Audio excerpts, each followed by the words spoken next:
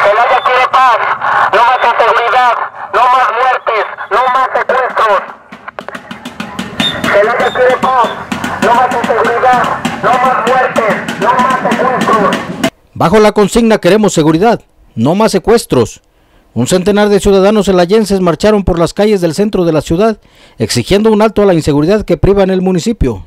Convocados por el movimiento Yo Quiero a mi Celaya, este grupo de celayenses partieron desde la Alameda hasta plantarse frente a la presidencia municipal, donde gritaron consignas en contra de la autoridad municipal. Yolanda Hernández expresó lo que ha vivido en carne propia con la desaparición de sus dos hermanos. No podemos salir ya a la calle libres sin que seamos asaltados, sin que nos roben a la batería del coche, dejamos la casa sola y nos la vacían, nos roban todo. Tengo dos hermanos desaparecidos desde el 1 de octubre, ya son 7 meses.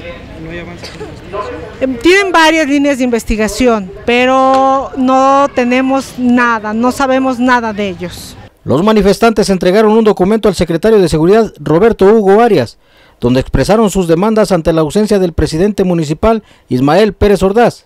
Cuadratín, Guanajuato, José Luis Campa.